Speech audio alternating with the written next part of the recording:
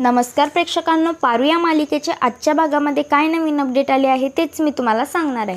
तर मित्रांनो, मारुती पारूला बोलत असतो की तू फक्त बंगल्यावर तुझ्या स्वयंपाक करण्यासाठीच जायचं, त्या व्यतिरिक्त कोणत्याही गोष्टीमध्ये नाक घुसवायचं नाही। मात्र हे सर्व दामिनी ऐकते आणि तिथून निघून जाते। दामिनी अनुष्काला सांगत असते की पारू या घरात कधीच पाय ठेवणार नाही।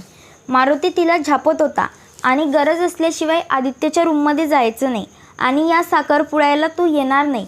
मात्र अनुष्का खुश होते आणि मनातल्या मनात बोलत असते, पारूने तर बघायलाच हवा तिच्या मित्राचा साखरपुडा।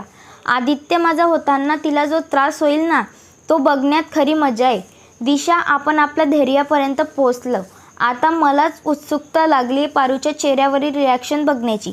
मात्र दुसरीकडे त्यांनी मारुतीला बोलवलं असतं। अनुष्का मारुतीला बोलते, मारुती मामा, अहिल्या मॅम तर नाही आहे, नाहीतर त्याच बोलल्या असते तुमच्याबरोबर, पण आता त्या नाही आहे तर मीच बोलते। मारुती मामा, तुमच्याकडे मी जे मागेल तुम्ही द्याल का? मारुती बोलतो, हो बोला ना। अनुष्का म्हणते, मला पारू हवी आहे माझ्या साखरपुड्याच्या तयारीसाठी, मला पारू पाहिजे। गावाकडे पाठवणं योग्य नाही, म्हणजे एक वेळा तुम्ही तिला गावी पाठवलं होतं तर तिला आदित्यनेच परत आणलं होतं। माझी इच्छा आहे पारू आलीच पाहिजे माझ्या साखरपुड्यात। परंतु दामिनी बोलते, तू काळजी नको करू अनुष्का, किर्लोस्कर घरात काही कार्यक्रम असणार आणि पारू नाही, असं कधीच होणार नाही।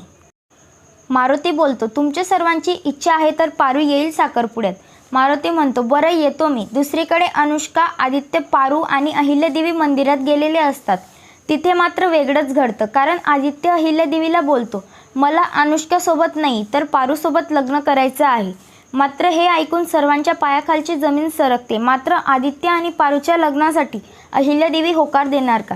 तर मित्रांनो, व्हिडिओ आवडला असेल तर लाईक, शेअर, सबस्क्राईब करायला विसरू नका। धन्यवाद।